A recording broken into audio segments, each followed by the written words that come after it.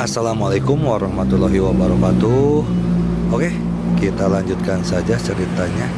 Seperti biasa, sebelum dilanjut, bantu tekan tombol like dan berkomentar juga Tuan dan Nona. Terima kasih sesudah dan sebelumnya.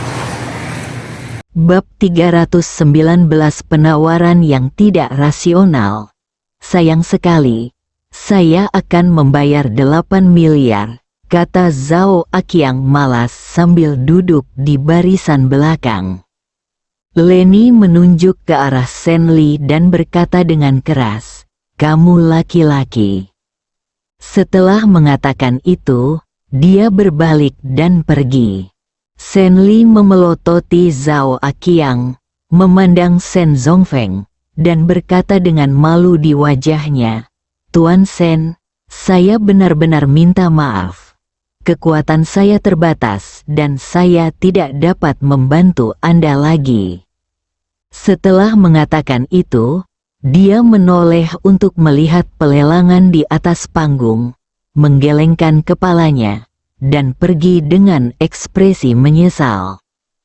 8 miliar sekali, teriak juru lelang.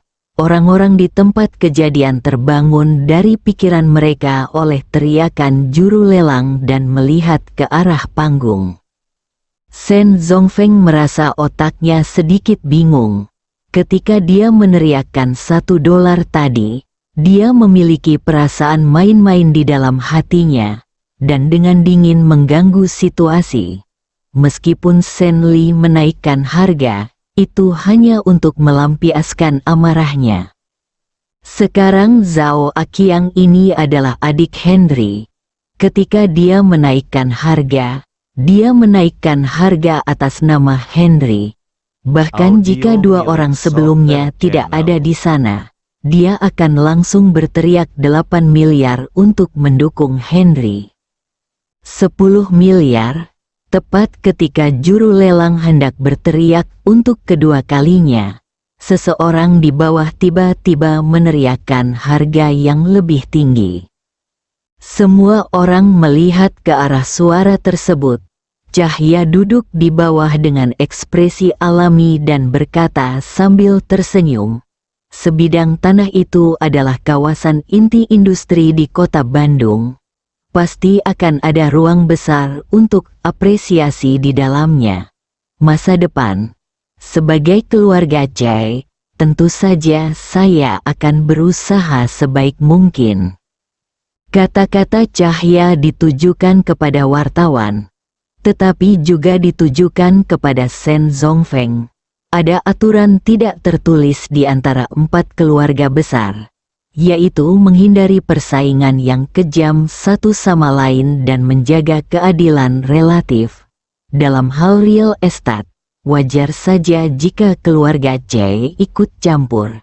Dia masih tidak bisa mengusirnya. Pada saat ini, Henry sedang duduk paling santai di bawah, melihat wajah suram Shen Zongfeng, dan hampir tertawa terbahak-bahak. Shen Zongfeng memandang Cahya, mendengus dingin, dan tidak berkata apa-apa. 15 miliar, saat juru lelang hendak menyebutkan harga pertama, suara Aris terdengar dari belakang. Ketika Shen Zongfeng mendengar 15 miliar, kepalanya tiba-tiba terasa panas. Dia menatap Aris dengan kemarahan di matanya. "Paman Shen, jika Cahya tidak memberimu wajah, aku harus memperjuangkannya untukmu," kata Aris dengan wajah tegak. Kemarahan Shen Zongfeng, yang telah mencapai dahinya, langsung mereda. Dia mengulurkan tangannya untuk menghindari menamparkan wajah yang tersenyum. Aris telah mengatakan bahwa dia berusaha menyelamatkan reputasinya. Bahkan jika itu palsu, dia hanya bisa menanggungnya. "Pelelang!" cepat teriak. Shen Zongfeng adalah pemburu barang murah. Tidak mungkin dia membeli tanah ini dengan harga lebih dari 15 miliar. Dia orang miskin. Kalau tidak, Mengapa Sen Haoge memberi saya toko perhiasan yang brilian jika dia berhutang uang kepada saya? Apa? Suara Henry keluar perlahan dari belakang. Aris, kamu hanya mencari kematian. Jika saya menawarkan 20 miliar, kamu tidak akan percaya. Kamu harus mengambil tanah ini untuk keluarga Chai kami. Kamu? Aris jelas sangat marah dan bersemangat. 20 miliar sekali. Suara juru lelang terdengar lagi.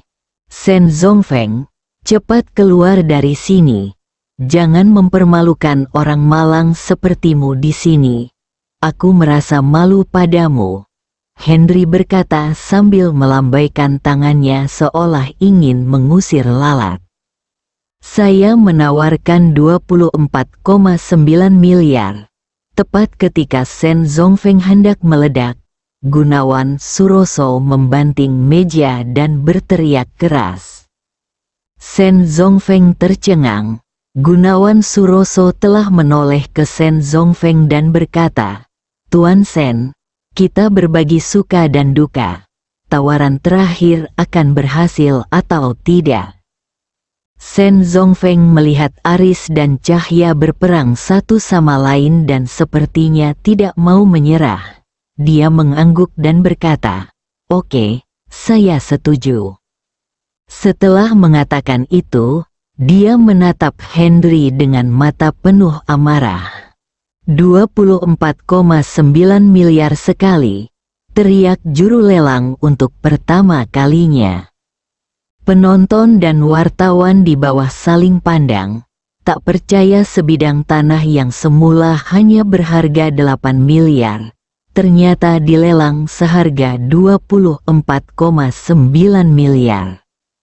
24,9 miliar dua kali, teriak juru lelang untuk kedua kalinya. "Aris, keluarlah ke sini. Ini kamu dan bukan aku hari ini."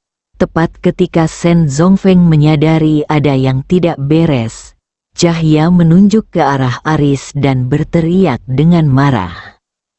"Keluarlah segera setelah kamu keluar. Seolah-olah aku takut padamu," kata Aris dan berjalan menuju Cahya. 24,9 miliar tiga kali. Saat juru lelang berteriak, palunya menghantam dengan keras. "Aris, ini semua salahmu. Cahya, ini semua salahmu." Keduanya tampak masih marah karena barusan tidak bisa menawar. Saat ini, Gunawan Suroso duduk di kursi dengan ekspresi pahit di wajahnya. Sen Zongfeng berdiri di sana, gemetar karena marah. Dia tidak menyangka bahwa syutingnya benar-benar selesai. Tetapi harganya sangat mahal. Sen Zongfeng, Gunawan Suroso, selamat. Tetapi lebih lagi selamat kepada Anda karena tidak menjadi 250. Henry berkata, sambil memberikan dokumen dan sertifikat terkait tanah dan pabrik kepada juru lelang. Dan juru lelang melihat keduanya dan berkata, "Selamat. Lelang Tuan Sen berhasil. Dan saya berharap Anda, grup Qianyi, dapat menunggangi angin dan ombak serta berlayar mulai hari ini." Sen Zongfeng masih linglung, sementara Gunawan Suroso sudah berdiri, memaksakan senyum masam dan berkata, "Tuan Sen, karena kita berpartisipasi dalam penawaran, kita harus menerima kenyataan ini. Itu semua karena saya juga impulsif ketika saya melihat Anda dipermalukan sekarang. Tapi jangan khawatir, saya sangat yakin jalankan perusahaan dengan baik dan dapatkan dana kami kembali secepatnya." Nada suara Gunawan Suroso agak berat, tapi sikapnya sangat tegas. Sen Zongfeng tersenyum canggung, menoleh ke arah Henry, menunjuk dengan tangannya untuk waktu yang lama, dan akhirnya pergi dengan mendengus dingin. "Sen Zongfeng, Aku sudah bilang padamu untuk menjaga dompetmu. Kenapa kamu tidak mendengarkan? Itu sangat kejam, Henry berkata dengan sinis dari belakang. Shen Zongfeng sangat marah dan mengabaikan Henry. Sampai sekarang, saya masih merasa otak saya kacau. Awalnya lelang, tapi bagaimana bisa ikut campur? Bahkan pada akhirnya, Aris dan Cahya masih marah dan saling menyalahkan. Mereka sebenarnya ingin menaikkan harga. Memikirkan visi keluarga Chai di bidang real estate, dia merasa agak lega. Ketika dia berjalan keluar, dia melihat Aris dan Cahya masih bertarung di tanah. Jelas sangat tertekan dan marah atas apa yang baru saja terjadi. Hal ini membuat Shen Zongfeng merasa lebih baik dan merasakan kepuasan. Pelelangan telah selesai dan semua orang bubar. Wati dan karyawan Kili Group masih merasa seperti berada dalam mimpi. Mereka tidak dapat membayangkan bahwa sebuah lelang dapat dijual dengan begitu ajaib dan dengan harga lebih dari 3 kali lipat. Sungguh suatu keajaiban hanya dengan memikirkannya. Namun, ketika melihat kembali prosesnya, Shen Zongfeng terus ikut campur. Tetapi selain meneriakkan $1 pada satu waktu, yang sangat flamboyan dan gila, dia menjadi sangat rendah hati dan bahkan tidak mengerti apa yang sedang terjadi sudah berakhir. Wanita cantik, kita bisa pergi sekarang. Kamu telah bekerja keras dan kami akan memberimu bonus bulan ini. Henry memandang karyawan perusahaan yang tertegun dan berkata sambil tersenyum. Terima kasih, Direktur Henry. Mendengar bonus itu, dia langsung tertarik, dengan senyum gembira di wajahnya, dan memandang Henry dengan lebih antusias. Direktur Wati, bagaimana kalau kita pergi minum? Henry berkata sambil tersenyum. Wati tertegun dan berdiri di tempat. Bab 320, menggoda Wati.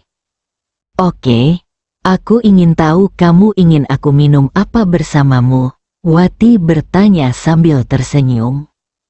Kamu bisa minum anggur atau kopi, kata Henry sambil tersenyum tipis. Minumlah di bar. Menurutku minum membuatku merasa lebih baik. Setelah Wati selesai berbicara, dia mengangkat kakinya dan berjalan keluar. Henry mengikuti Wati ke Guangyin Bar. Saat dia masuk ke bar, dia masih merasakan antusiasme, keliaran, dan pelepasan diri yang gila di malam hari. Ketika Henry keluar dari mobil, dia secara tidak sengaja meletakkan tangannya di perut Wati. Wati pada awalnya meronta dan memperingatkan dengan matanya. Tetapi Henry tampaknya tidak peduli percaya diri. Alasannya adalah untuk menjadi pelindung bunga. Wati merasakan aura maskulin di tubuh Henry, namun tubuhnya tidak menjadi lembut. Keduanya duduk dan menunggu anggur. Henry terus menatap Wati dengan senyum tipis di wajahnya. Set, Henry meletakkan jari telunjuknya ke mulutnya dan membuat gerakan diam. Kamu bertingkah agak aneh hari ini. Begitu kata-kata Henry keluar, tubuh Wati menegang, matanya langsung menyusut, dan ekspresi wajahnya menjadi rumit. Mungkinkah dia? Hati Wati bergetar ketika dia memikirkan Henry datang untuk minum tanpa alasan, dan dia jelas sedikit tidak wajar. Tuan, Nyonya, minuman Anda sudah tiba. Kedatangan pramusaji meredakan suasana canggung di antara kedua orang tersebut. Wati mengambil anggur merah di gelas dan menyesapnya untuk menekan kegugupan batinnya. Mungkin karena saya minum terlalu cepat, atau mungkin karena gugup, saya tersedak dan batuk berulang kali. Ada apa denganku? Wati kembali tenang, mengangkat kepalanya, dan bertanya dengan senyuman di wajahnya. Henry terus tersenyum sambil menatap Wati dan memperhatikan seluruh prosesnya. Selama proses ini, keterampilan membaca pikirannya tidak terlalu baik, tetapi dia bisa merasakan perubahan pada Wati. "Kamu menjadi sangat cantik," Henry berkata sambil tersenyum. Wati awalnya dalam suasana hati yang gugup. Setelah bertanya, dia segera mengambil gelas anggur dan ingin minum.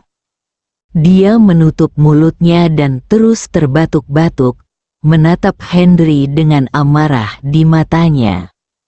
Tepat ketika Wati terus mengkritik Henry di dalam hatinya, tangan Henry sudah berada di punggungnya. Saat dia hendak berjuang untuk melepaskan tangannya, arus hangat tiba-tiba memasuki tubuhnya. Batuk berhenti. Wati berhenti batuk, dan Henry duduk di sampingnya tetapi tidak pergi. Wati merasa sedikit bingung. "Bolehkah aku menciummu?" Henry bertanya dengan seringai di matanya. "Tidak," Wati memutuskan tanpa berpikir. "Oh, sayang sekali. Ngomong-ngomong, apa yang baru saja kutanyakan padamu?" Henry duduk lebih dekat. "Bolehkah aku mentraktirmu makan?" Wati mengerutkan kening dan menjawab. Pada saat ini, dia merasa Henry seperti lalat yang berdengung di telinganya, membuatnya menjijikkan dan menjengkelkan.